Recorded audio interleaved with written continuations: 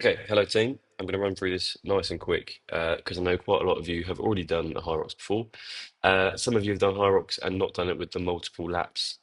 There is honestly nothing to worry about until you're in the venue. You can look at the map as much as you want. It won't feel quite as easy until you're actually there. It is a lot less difficult to understand than Instagram or TikTok, wherever you've been seeing some stressy videos, leads you to believe.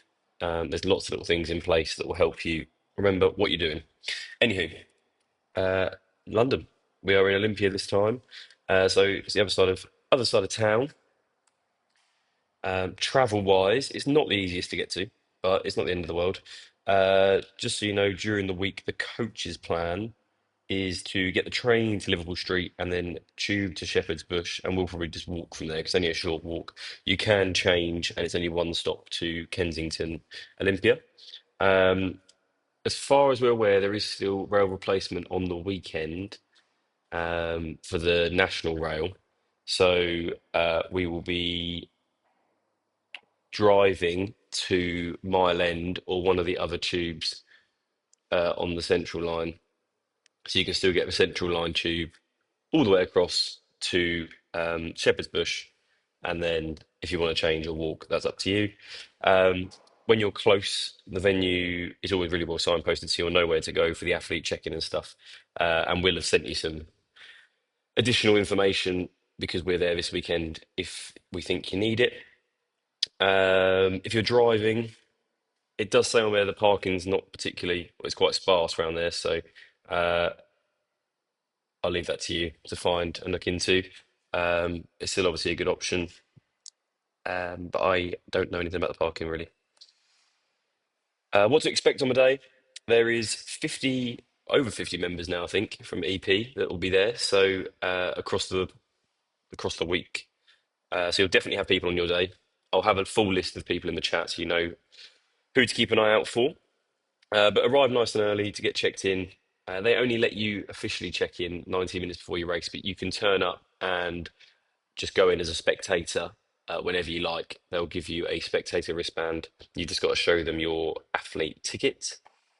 There'll be plenty of sky blue tops around or EP people around. I'll be in the London top every day. The coaches will be in their tops when they're there. Um, they get there nice and early, have a walk round. It's really good for spectating, we've been told. Obviously, it's got the overview from the viewing balcony, so you can really get to grips with the venue nice and early. We'll point you to there is two warm up areas, so we'll point you to them, and we'll also have given you a warm up to run through if you need one. Um, all the stations are really clearly labelled, so we'll have a breakdown of that later on, but there's nothing to worry about there either. Um, quick reminder: so you'll do 1K before every station, or the running section before every station. And then order wise, you've got run, ski erg, run, sled push, sled pull, burpees, row, farmer's carry, sandbag lunges, and you finish with the wall balls. Here is the course map. So um, there is a couple of things on the first floor. So you can see in the bottom left here, we have got one of the athlete warm up areas. Um, and then it's the first floor. So you've got other bits up here, bag drop, spectator check-in, athlete check-in. So that's all on the upstairs bit. Over on this right-hand side, there is another floor, first floor room, which is where the young star stuff is, and there's loads of sponsors and various bits in there as well. And then this whole middle section is all downstairs. Um, in terms of warm-up zone, you've got warm-up area number two, which is the one you'll be in before you actually go into the start zone. So this one is probably a more generic one upstairs. It might have a bit more kit in it, like treadmills and foam rollers or whatever, but the main warm-up zone is downstairs, right by the start tunnel, and that is here. Um, I'll dive into the map in a bit more detail in a second. I'll zoom in on this main section. The only other thing to note, for those who haven't or who only have done London, the warbles will be separate from the main rock zone. So this section here, where it says number 8 and there's a little arrow, there's a nice walkway or runway down here, which you'll run through to get to the warbles area. So your first seven exercises will be in the main rock zone, which is through this bit. Again, we'll go into detail with that in a second. The last station, the warbles, will be in a separate zone. It will be really obvious, so don't worry about that. Um, but that is over here. So if I zoom in,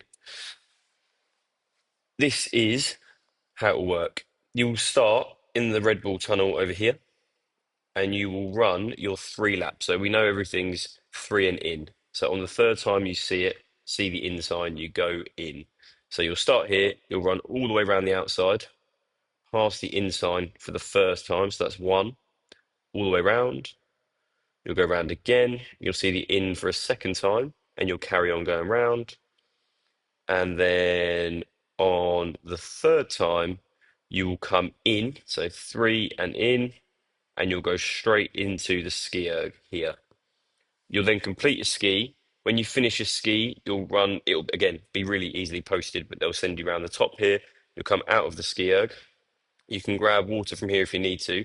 It's important though on this one, you run right down the other end of this rock zone.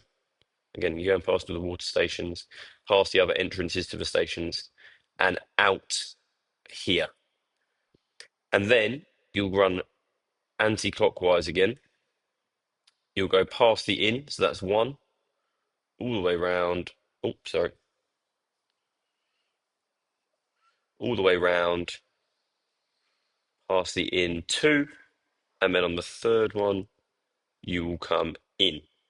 On this second time, you'll come to the sled over here. So you'll come in through the in banner, turn left, come through the sled push banner, and you'll do your sled push here, and then you'll leave when you're done this way, up top, and then again, you'll go to the out, complete your loops. So round past the in, that's one, then you go all the way around two, and then in on three. Same again for the sled pull. Come to the sled pull banner, come in, come out. I'm not going to go through every single time. You'll repeat this for the burpees, the row, the farmer's carry, and the lunges. It's not as straightforward as just go one after the other in Excel. So you do have to pay a little bit of attention as to where everything is. That being said, it is very obvious. I've put this next slide here. All of these big arches are on the ones you need to go through. So it's really clear where you need to be. Um, the in arch is nice and obvious, and the out arch is nice and obvious. Make sure you don't go out of the in and you don't come in the out. You do get a penalty for that. Again, it is more obvious when you're in there and running around. Like I said, the final change you have on this, once you've done the lunges, this is where it gets a little bit different. So you'll go out of the outside, you'll run round the course, and this one is in 3 on 3 when you run past the wall. So ignore the in on your last one after the lunges. Come round here. You've seen the wall sign once now. Go around again. You've seen the wall sign twice now. And then on the third time round, you come into the warbles. And like I said, you'll then follow that little wall line down across. At this point, you won't get lost. It's all funneled in the right direction. And you come into the warble area. Once you finish the warbles, you'll go to the finish zone.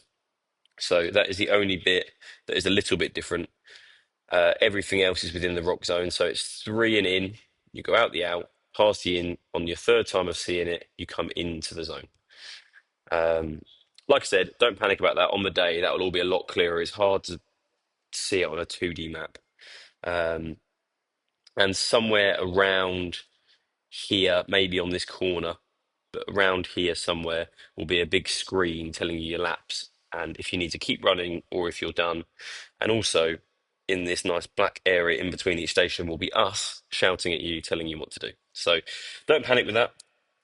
Like I said, you've got all of these big balloon arches that will tell you, sorry, inflatable arches, which will tell you what station's what. Um, and that is it. That's all you need to worry about. In terms of stations, obviously running, it's roughly 1,000 meters for each station. Ski, again, you've got the little recommendations on there. I'll let you read that. but I'll skip through that. Sleds will be 4 lengths. Um, they're 12.5 meter tracks. The sled pull is exactly the same. Burpees looks like it's just a one up and down, so a 40 meter uh, burpee broad jump track. So that is quite nice. Again, change whenever you like. Row is the row. Farmer's carry will be 2 laps. Now, what that means is when you go in, there will be a 50 meter straight with a little turning point, and you'll come down and you'll complete that twice. Again, this is really obvious when you're there, but just so you know, it'll be 2 laps of like a mini 50 meter circuit, um, which is will be well signposted. And it looks like the lunges are 25 meter lengths. So you'll do 4 lengths. Again, you'll just follow this round. It isn't like you've got to go back on yourself at any point. Um, Ignore the rope, that should say the bag. But change whenever you like. And yeah, that's what you need to worry about. And then wobbles is in that separate station. Just keep it going. If you've got any more questions on this, obviously we're in all week. We'll be there to support you anyway. But this should hopefully just give you a bit of an overview as to what to expect